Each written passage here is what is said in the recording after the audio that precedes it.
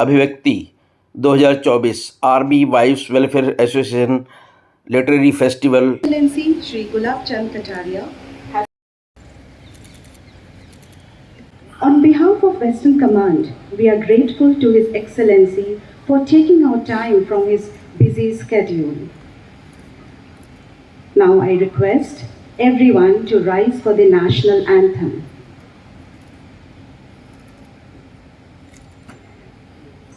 Ladies and gentlemen, the national anthem.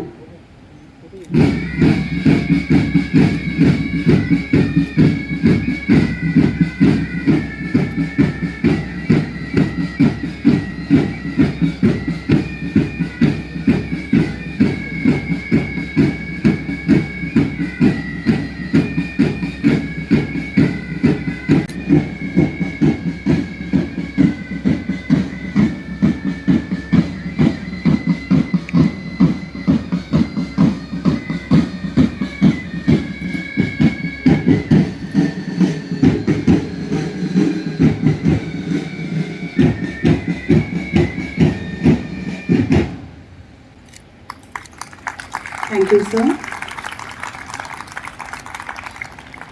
Request Colonel D.S. Chima and the co-author, Mr. Jashandeep Singh Kang.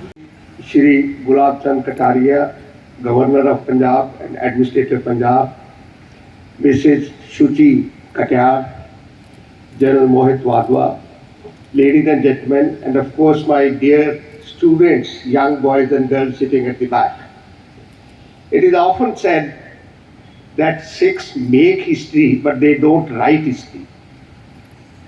This particular book fills that gap for a particular period of about 2.5 centuries.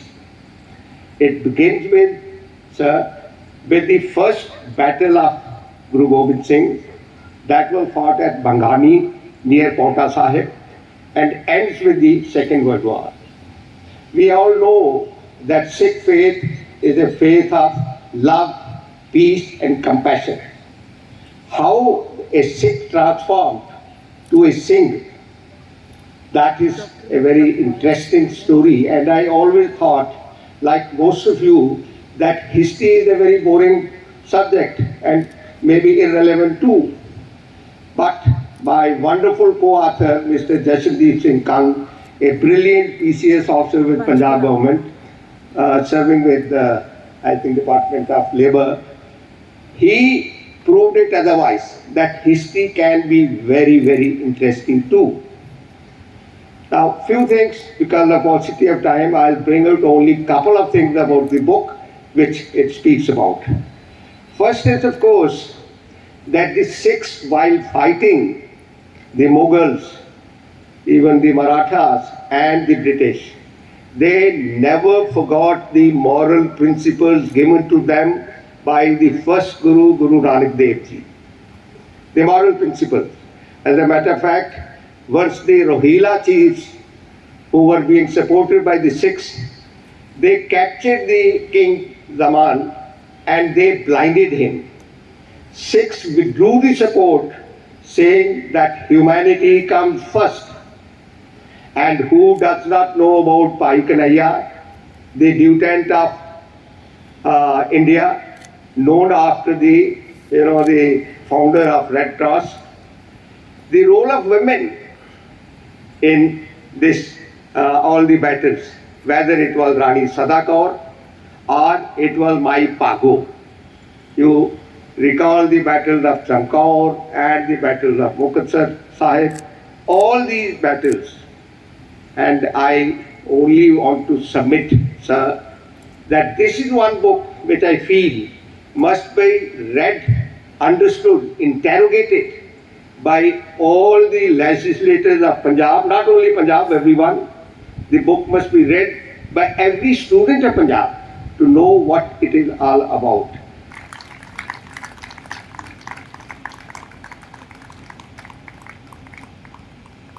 Thank you. अभिव्यक्ति सत्र 4 के शुभारंभ के अवसर पर मुझे भी आपने यहाँ आने का मौका दिया और एक फौजी अगर युद्ध के बारे में लिखता है तो मैं सोचता हूँ उससे ज़्यादा परफेक्ट इस क्षेत्र में ज्ञान और किसी का होता नहीं है। उन्होंने आगे की पीढ़ी तक इसको पहुंचाने के लिए लेखबद्ध किया, जिसको हम सब लोग पढ़ेंगे। कार्यक्रम में उचित श्रीमती रुचि कटियार, पत्नी lieutenant general Manoj Kumar Katiyar, lieutenant general Mohit Wadhwa ji और सभी अधिकारीगण, उनके परिवारजन, सभी विद्यार्थी भाइयों बहनों और साहित्य से संबंधित सभी विद्वानों। सामान्यतः अगर एक पीढ़ी की जानकारी दूसरी पीढ़ी तक जाएगी तो वो साहित्यकार के कलम से ही जा सकती। भारत अतीत से लेकर अब तक आपको और मेरे तक जो पहुंचा है वो किसी न किसी कलमकार के कारण से पहुंचा है। तो मैं सोचता हूं कि वास्तव में अतीत को वर्तमान से जोड़ने की ताकत किसी में है तो लेखनी में है। और मैं सोचता हूं कि वो माध्यम भले अलग अलग हो सकते हैं, कुछ कविता के माध्यम से पहुंचाएंगे, कुछ कहानी के माध्यम से पहुंचाएंगे, कुछ लेख के माध्यम से पहुंचाएंगे। प्रारंभ में भी अगर वेदों की रचना हुई तो अगर वो लिखित नहीं होती तो कम से कम इतने वर्षों के बाद हम वेद से परिचित नहीं होते। जितने भी वेद और उपनिषद लिखे तो एक ऐसी दौलत बन गई जो पीढ़ियों दर पीढ़ी वो दौलत चलती रहेगी। मैं सोचता हूँ कि अगर वाल्मीकि रामायण नहीं लिखते तो राम के जीवन की श्रेष्ठता आज हमें समझ में नहीं आती कि उसको राम का जीवन इतना बदला क्यों, मर्यादा पुरुषोत्तम रात कहते क्यों। उन्होंने जो लड़ाई लड़ी वो केवल राज के लिए नहीं लड़ी। अगर राज के लिए लड़ी होती तो लंका में ही रह जाते। उन्होंने मूल्यों के लिए लड़ी, सच्चाई के लिए लड़ी। और मैं सोचता हूँ कि महाभारत की रचना हुई तो राजनीति में भी कूटनीति कैसे काम करती है। सत्य तो होता ही है अपनी जगह, लेकिन कई बार असत्य को और पाप को हराने के लिए हथियार भी उठाने पड़ते हैं। तो अगर कोई हठधर्मी पे अट जाता है तो फिर उसका जवाब उसी ढंग से देना पड़ता है। तो मैं सोचता हूँ ये जो लेखनी है, हम लोग जो सोचते सामान्यतः फौजी और लिखने से क्या संबंध है, हम लोगों के दिमाग में ये तो फौजी का मजा लड़ना। मैं सोचता हूँ कि अगर वर्तमान समाज में जो कुरीतियाँ हैं उन कुरीतियों में अगर कोई लिखने का प्रयास नहीं करता तो उन कुरीतियों का मुकाबला कैसे होता। हर चुनौती का मुकाबला भी किसी न किसी, महाराणा प्रताप ने युद्ध में जब अपने परिवार को बहुत कष्ट में देखा तो वो अपना थोड़ा सा बैलेंस खो गए कि क्या करूं, बच्चे भूखे हैं, ऐसी स्थिति में कैसे क्या किया जाए। तब चारण ने उनको कि मैंने आज सुना है चातको धरती का पानी पिएगा, मैं आज सुना है नाहरियो यादे आगे सोएगा। तो उनका पुरुषत्व जगा दिया। मैं सोचता हूँ उसको किसी भाषण से समझाते तो नहीं समझता, लेकिन उस जो जिस माध्यम से उसने समझाया उसे समझ में आ गया, यार ऐसा हो सकता है क्या। मैं जिस मार्ग पे बढ़ा हूँ उस मार्ग से डिग नहीं सकता मैं। और उसके कारण से उन्होंने उस संघर्ष में भी युद्ध को आगे किया।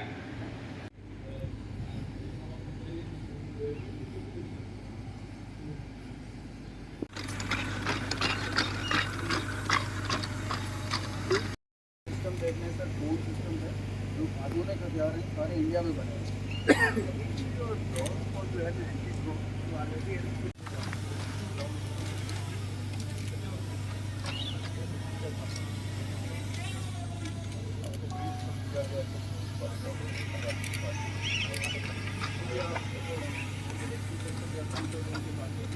सर, आप क्या कहना चाहेंगे जो बड़ा यूनिक एक लिटरेचर फेस्टिवल आवा ने ऑर्गेनाइज किया है, इसके बारे में और जो इसमें सारी और चीज़ें आपने सारी देखी, इसके बारे में आपका क्या कहना है? क्या है कि आर्मी इस प्रकार के इवेंट को ऑर्गेनाइज करे, ये अपने आप में एक विशेष प्रकार है, क्योंकि हम लोगों ने भी 40 साल में राजनीतिक क्षेत्र में काम कर रहे हैं, पर पिछले कुछ वर्षों से आर्मी के लोगों का भी जो लेखन है वो वास्तव में सटीक और उनका एक्सपीरियंस को उन्होंने उसमें दिखाया है। तो वास्तव में क्या है कि एक तो सच में क्या जितने वार हुए उनके बारे में क्या स्थिति थी, क्या हुआ, आने वाली पीढ़ी को भी इससे उपलब्ध मैंने जैसा कहा था कि ये साहित्यकार की कलम ही है जिसने भारत के अतीत को वर्तमान से जोड़ करके और आगे बढ़ने की प्रेरणा दी। तो ये सौभाग्य है कि आर्मी के स्वयं अधिकारी भी लिखते हैं, उनकी पत्नियां कई किताबें अच्छी अच्छी लिखी उन्होंने, और उनके बच्चों में भी इसकी रुचि पैदा हुई है और वो भी इसको पढ़ते हैं। वैसे तो क्या है कि मुझे आना कल था, लेकिन मेरा बाहर होने के कारण से आ नहीं पाया, तो आज मैं आया हूँ। तो मैं अतिथि बन के नहीं आया हूँ, मैं इनसे सीखने के लिए आया हूँ कि वास्तव में साहित्यकार की कलम आने वाली पीढ़ी को क्या देके जा सकती है, वो इस लेखन से निकलता है। विधाएँ अलग अलग हो सकती है, कुछ कविता के माध्यम से लिखते हैं, कविता के माध्यम से लिखते हैं, कोई कहानी के माध्यम से लिखते हैं, और कईयों ने पत्रकारिता में काम करते हुए भी इन्हें देश को एक अपने बात से जोड़ने का प्रयास किया। तो एक अच्छा प्रयास है, लगातार 4 साल हो रहा है, और कुछ प्रोडक्ट के द्वारा भी महिलाओं को भी कैसे आत्मनिर्भर बनाया जाए उसका भी उन्होंने यहाँ प्रयोग किया है।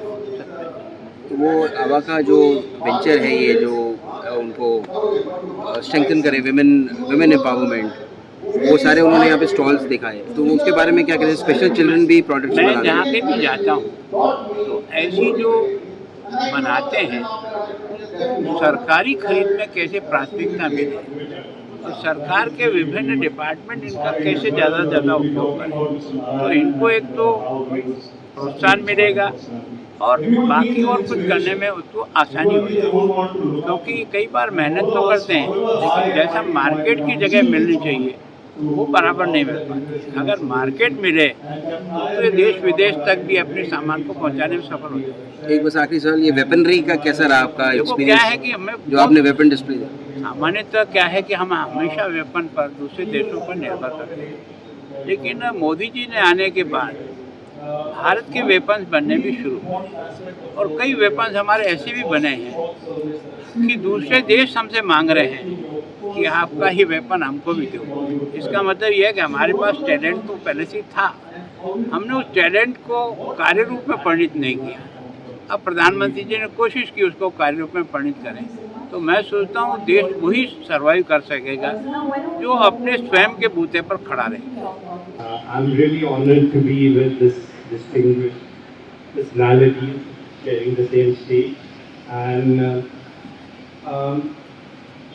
no offense to the authors, but I feel cinema is the most powerful medium for communication than any other mode of media, because it translates the material, the story material directly to audience, and reading has become very less with the youngsters in our culture because they're all distracted by social media. And Shah was one of the reasons I can say that, it created a lot of impact, because I myself didn't know about, we all had heard about Ye Dil Mange more, but I didn't know who Vikram Batra really was. But you do get your material from the authors, because if you take the material from the books and convert it into cinema rightfully, then it makes a great watch. So that's what we did. We read a lot about Vikram Batra. There were a lot of books written about him, and actually I was at times ashamed of myself that I didn't know such heroes existed. And the more I read about Vikram Batra, I made up my mind that I need to tell the story, and many such stories which are existing in the Indian Army. And because the fact that these soldiers, they are like young officers, 21-year-old, and they're out there ready to take the bullet. When we were 21 years, we didn't even know what life was. So we were whiling time away. So We still don't know what life is. yeah. So, but yeah, Shecha was a turning point in my career of filmmaking because it was the first biopic I was making. And when we got into the research and we got to know more and more about Vikram Batra and the army and how it functions, it was an eye-opener for me and my team. And it was a great journey because we decided that this boy who was given his life at 21, we have to do complete justice to the story. And we can't make it look like a regular Bollywood film. For that, we needed to research, and which we did for a year. And my writers and I had 6 other researchers who went to different part of India. We made sure we met each and every person who was involved with Vikram in that war. Starting from his commanding officer, General Y.K. Joshi, who was a great help and gave us a lot of insight because he was so close to him, you know, and he was commanding him. So the result, what you saw, was obviously came from books and material which was there on the net, but the impact it created on cinema was much larger, I believe, than because it went to 270 countries and it was watched by different audiences, you know. And I remember Vishal one day, Vikram's twin brother, called me and said an American soldier called him up and told him, you know, that your soldiers fought such a heavy duty war. No soldiers in the world would have agreed to fight that war because they were pinpoint targets, you know. So that says a lot about our Indian Army and the courage and valor they show when they're on the field. So I'm very proud that I made Shecha, and it has created a lot of impact on the young generations also. So because they all know who Vikram Batra is, and I want to continue my journey and tell more stories because there's so many heroes out there which our young generation need to know and get inspired by them. You know. Thank you, Shabir, and it's great to see that our panel is so disciplined. I mean, we have only two army officers, and yet all of us are very disciplined. So, Shabir, the former army chief, General B.P. Malik, is also there, and you might like to just mention. Yeah, I had the honor to meet him in Chennai this year, and it was a very proud moment for me because he was the decision maker of the most toughest war fought in the Indian soil, and my salute to him, and and also my salute to Ava, which I've come for. It's when the soldiers are fighting on the front, the women are fighting another difficult war at home, and we all need to remember them and salute them because their war is even greater than what the soldiers fighting because they are handling the home front, you know. Absolutely right. So we'll quickly go for the second round, which might be the final round, because I think General Gill or someone will give me a nod very soon. But this one will keep a little more terse and tight, and Shiv, you're an anchor, so you know how it feels in my position right now. But let me say that my panel is much more orderly than your panel is on TV, so they go haywire all the time. But Shiv, how did you manage to ensure the authenticity of your work while being such a busy journal? I mean, you're doing so many things at the same time.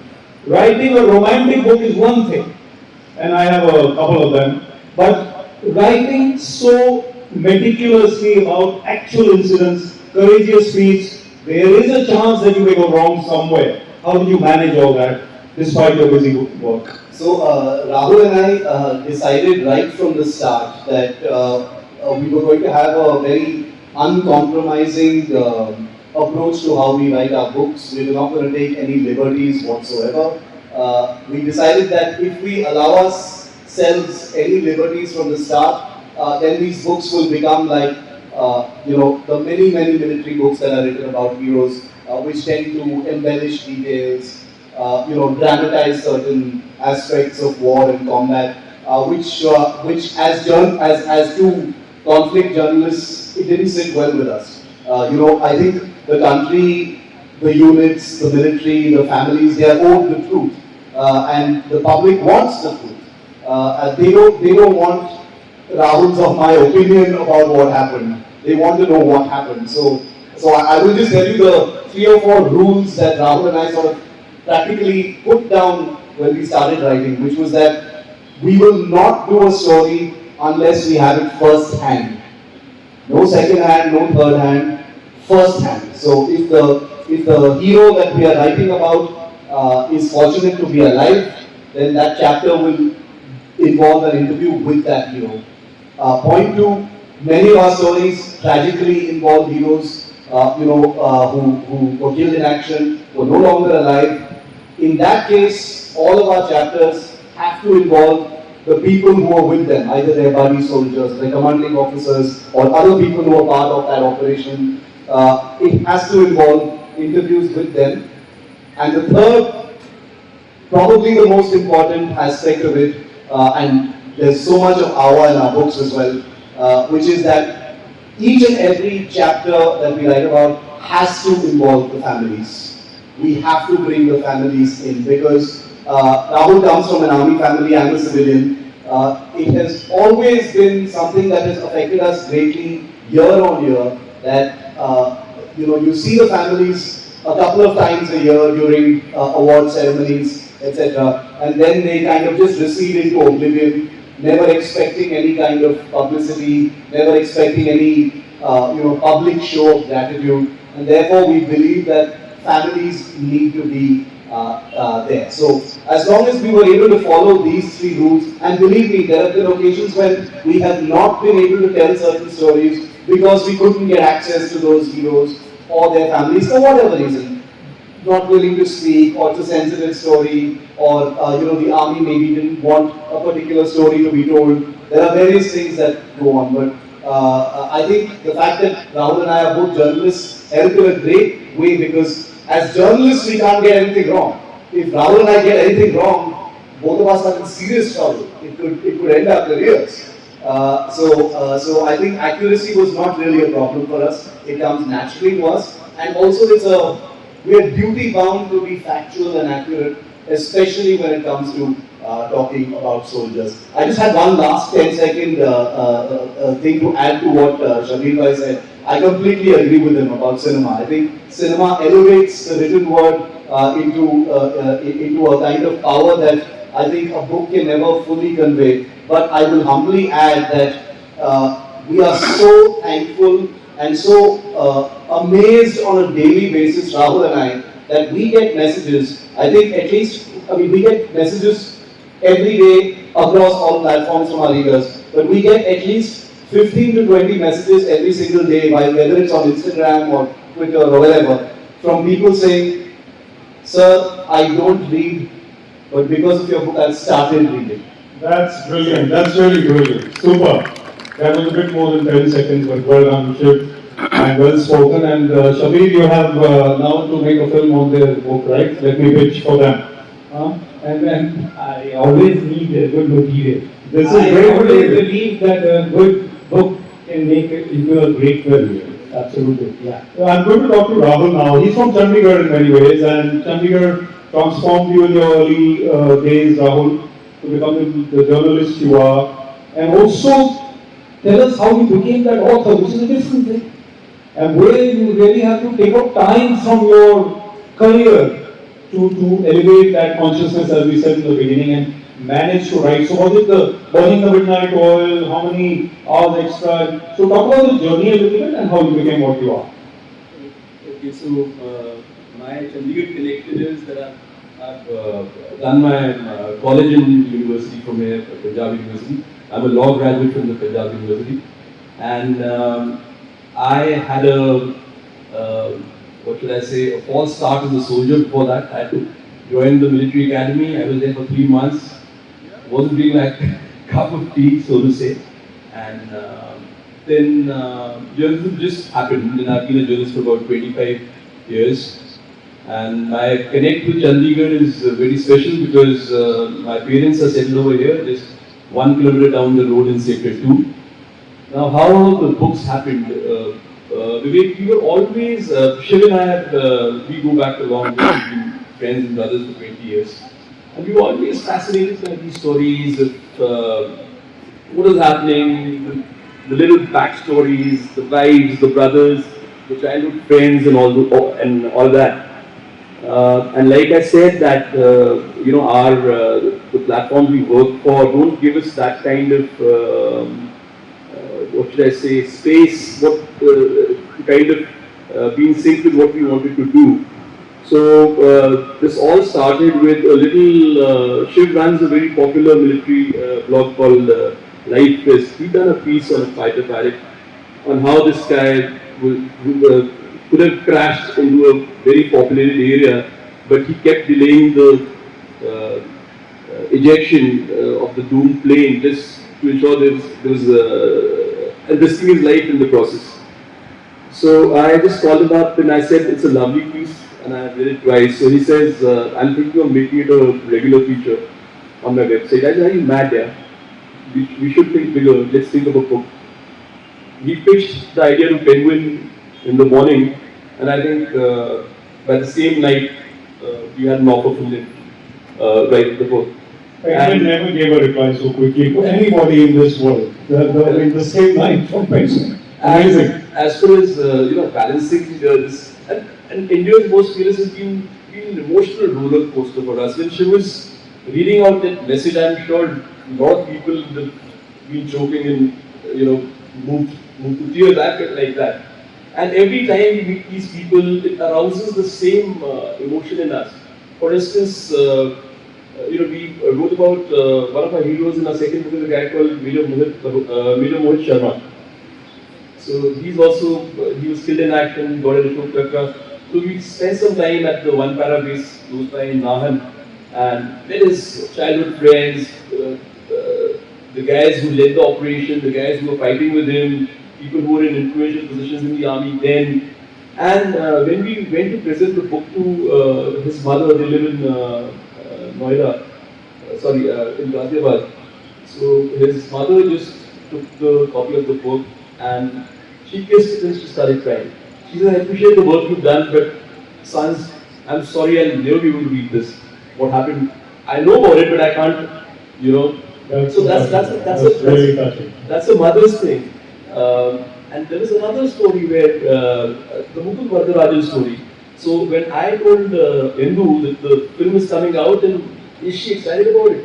She says, I am going to be reliving those moments again. But I signed up for it and I want the world to know Mukund's story. Lastly, you asked how do we balance it out? See, we, after the social media and online and everything, it's no longer a 5-day week or you wind up at 9 because the paper goes to bed at 10.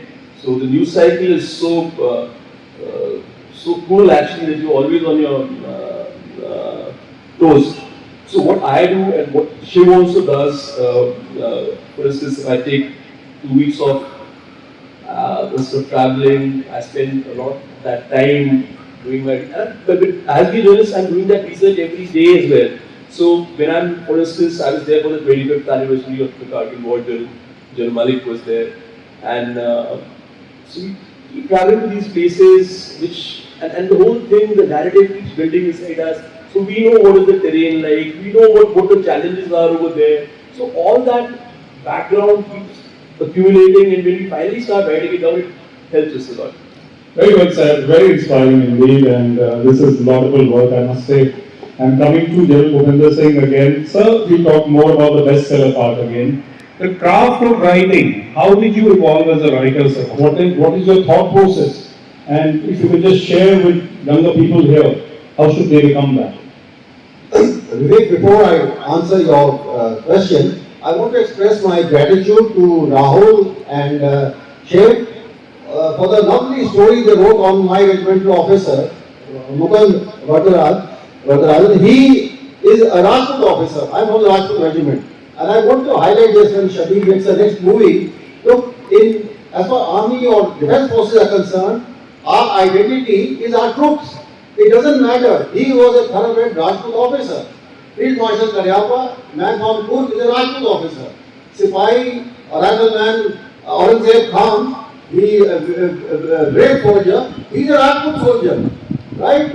Major Randhawa, Mahavir Chakra, a Sikh gentleman, but he is a Rajput soldier. So in the army itself, whatever troops we have, that is our religion, that is our identity. A Sikh officer serving with the Madras regiment is a Madrasi. And a Madrasi serving with the Gurkhas is a Gurkha officer. I think this point has to be highlighted. We have no divisions of caste, religion, as far as the army is concerned. We are one family.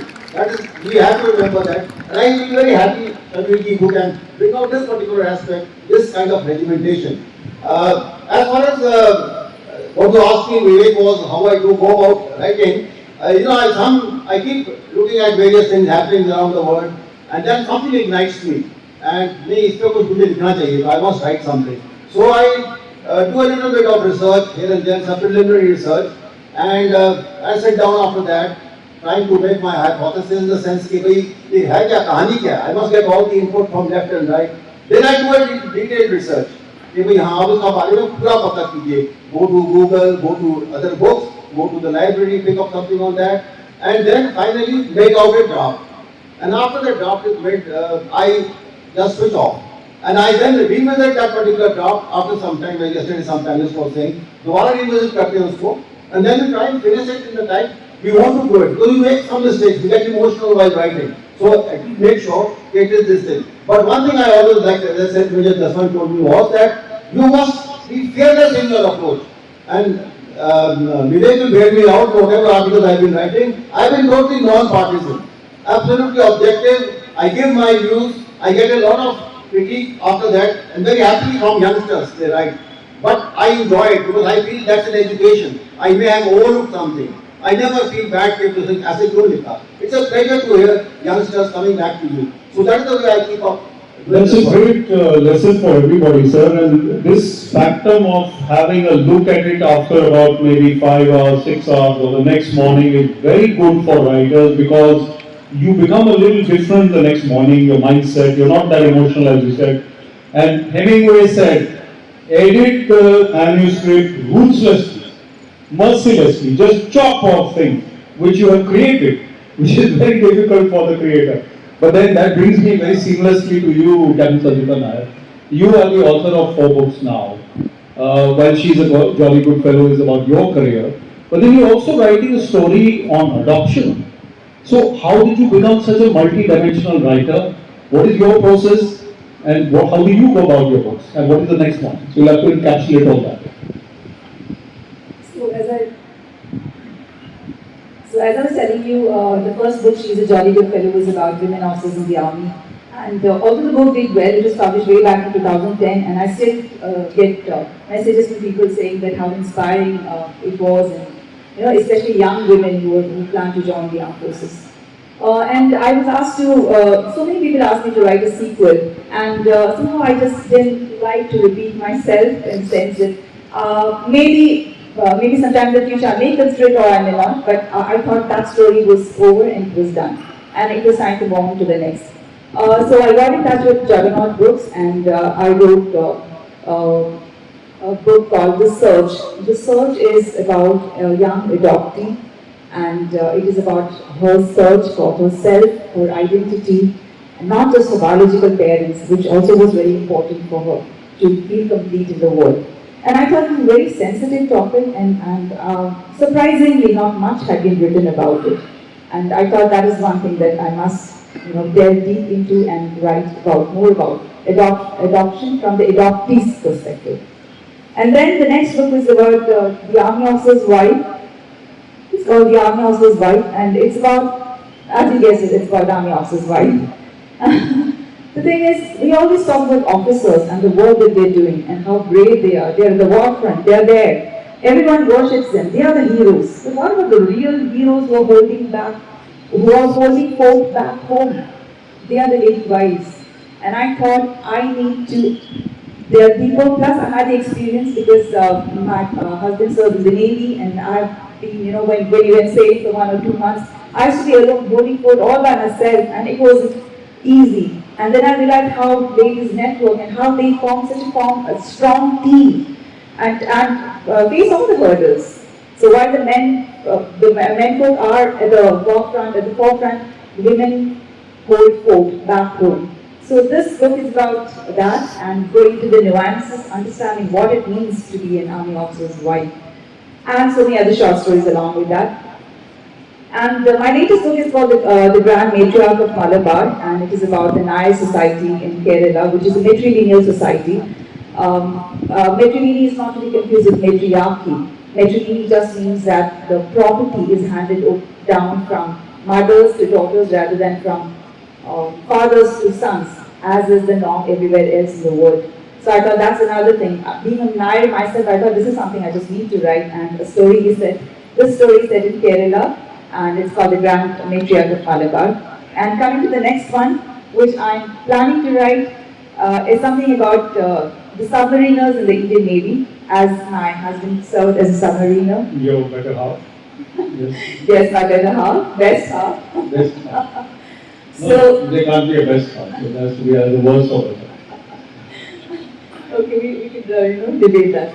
And so since nothing really has been written about how tough the life of a submariner is, and being a spouse, I understand that I've been to a submarine, and it's not easy.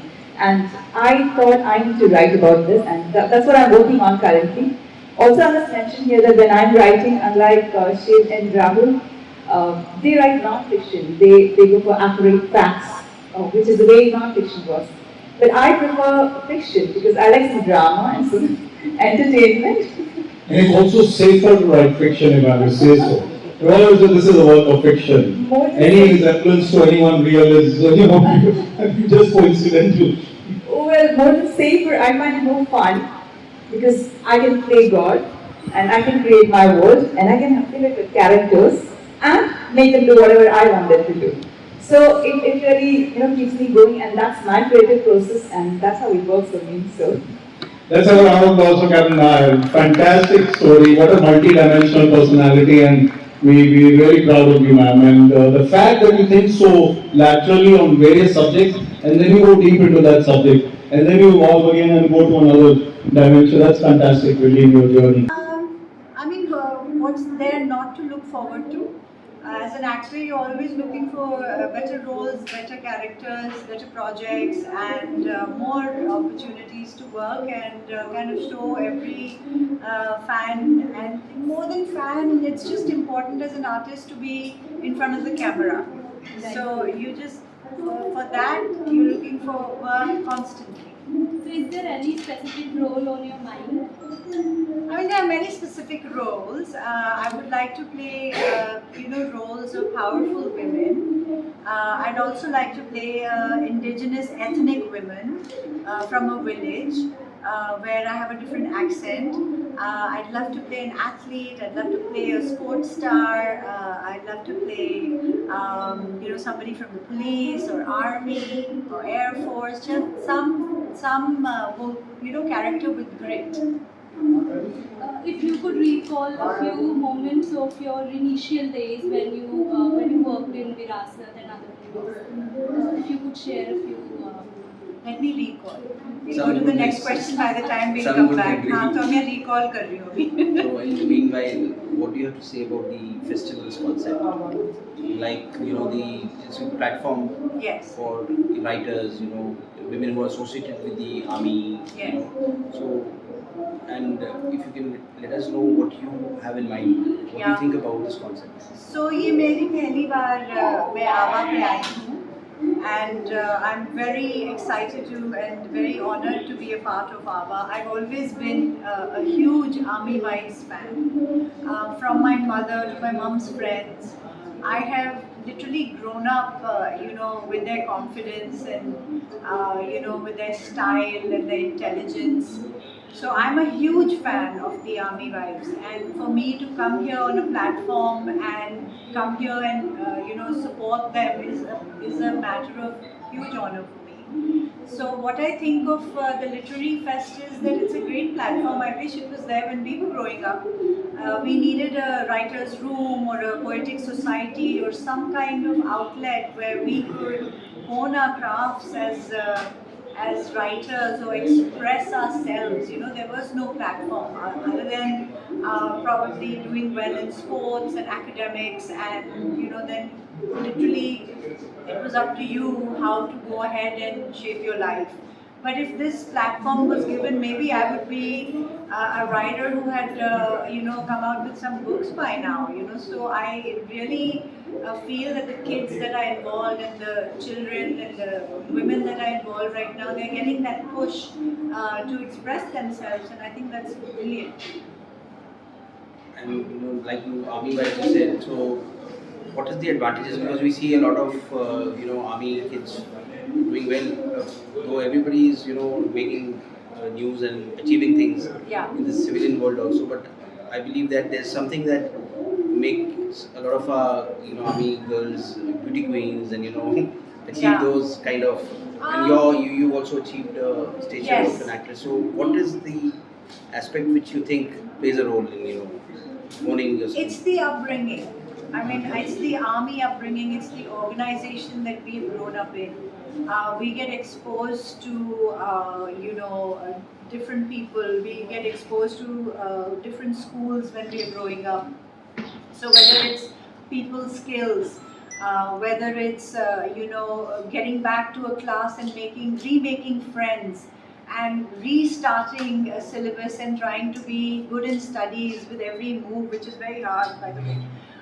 The resilience, the discipline that one is taught while one is in the Army, and the fact that you're growing up being proud that you're Indian, which is so lacking in today's world and in today's environment, that part. So when you have that validity that this is where you belong, you're Indian, and you're proud of it, that gives you a certain oomph, that gives you a certain confidence that you can walk into a civil atmosphere and you know that come what may, I will shine, you know. And you know, just being exposed to the kind of exposure we meet, the kind of officers we meet, the people we meet, the Army wives we meet, their children, and you know, you get inspired listening to, oh, flane da bacha kinna changa kar gaya. Oh, he's studying here, he's doing this, daughter won Miss India. It's all positive, it's all sort of like the egalitarian growth, and that is so important for a kid.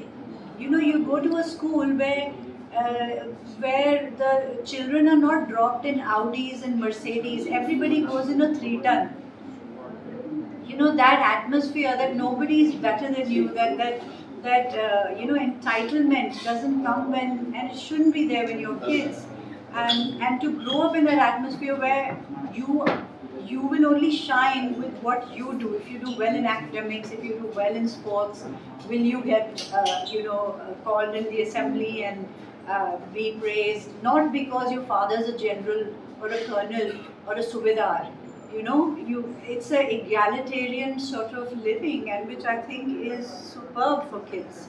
And it's so missing in the civil. It's so missing in the civil. Look at the opportunities, like be it sports, be it libraries, it's all there. We had access to pretty much everything, you know. And now if in the civil you want to go for it, you pay uber money. You pay muchas gracias money to get a tennis court, a badminton court, or even to, you know, hold a badminton racket and get trained. You pay muchas money. So you see, you know, look at the facilities. So all that shows in an Army kid.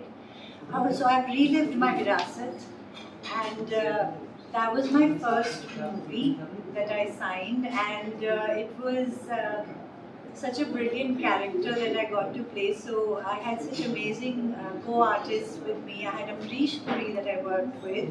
I had Tabu and I had Anil Kapoor. And it was just, for any artist, it was a dream project. And for me to be a part of it was just something that even if I prayed to God कि मुझे अच्छी film दे दो, वो film शायद ना मिलती. So I consider myself lucky, and then I delivered. So I have to give a pat on my back too, because the role was pretty challenging. Suddenly, as a newcomer, I'm pitted against Taboo, and I'm pitted against Anil Kapoor, who's done so many movies.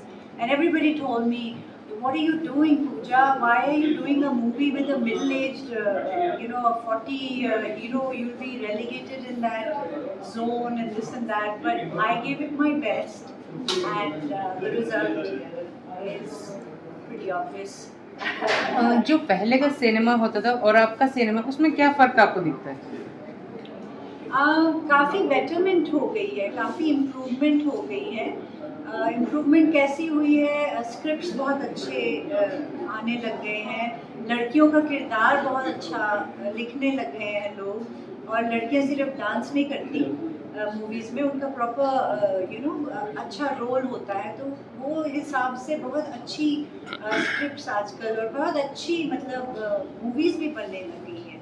सो पहले ये होता था कि चलो जी मेरे पास ये subject आया, एक सब्जेक्ट है, उस पर मूवी बनाते हैं. आजकल प्रॉपर स्क्रिप्ट होती है, प्रॉपर कैरेक्टराइजेशन होती है हर एक कैरेक्टर्स की, और कोई मैसेज होता है. So it's changed a lot for the better. कोई यादगार पल जो आपने मूवीज़ की है उनमें? कोई क्या? कोई यादगार पल जो रहा हो आपका? जो भी सवाल हुई अभी उन्होंने वही बोला है. अभी ऐसे है कि बहुत पल हैं, अभी बैठेंगे ना तो फिर ये इंटरव्यू नहीं खत्म होगा. मैनू पंजाबी फिल्मां च बहुत कम करन दा मेरा जी हैगा, but I have to do something good. And एक मैंने पीछे की थी पंजाबी फिल्म जो बहुत बड़ी फ्लॉप हो गई थी, और वो इसीलिए फ्लॉप हो गई थी क्योंकि वो प्रोड्यूसर बेचारा फंस गया था. उसने पैसे देके और उसके जो लोग जो उसने लिए थे वो उसके पैसे खा गए. So I just tried to help the producer by finishing the movie, so it was a total crap movie. So I negate that, and I want to do a proper Punjabi film with good subject and good actors. Yeah, I look forward to it. नहीं, अभी अपनी fitness के बारे में बताएं कि daily का definitely कोई ना कोई रूटीन रहता होगा, तभी आप अभी भी इतने फिट हैं. हाँ जी, रूटीन तो रखना पड़ता है, और रूटीन होना भी चाहिए. एंड मैं योगा बहुत करती हूँ. I am a trained yoga teacher. I did my whatever certification from the US, but people call me to come and teach them yoga. I go to Canada.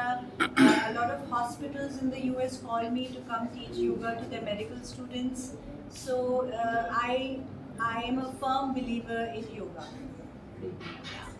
Madam, अभी तो पंजाबी फिल्मों का अच्छी आ रही हैं, अब तो फ्यूचर अच्छा है, तो उसके बारे में आप क्या कहना चाहेंगे? मैं क्या कहूँ, मैं तो यही कहूँगी कि बहुत अच्छी बात है, और क्या सब्जेक्ट्स वो निकालते हैं, और कॉमेडी में तो दे एक्सेल. एंड बस ये है कि हमें भी मौका चाहिए पंजाबी फिल्म में काम करने का. आपको मौका मिलेगा इंशाल्लाह. Thank you.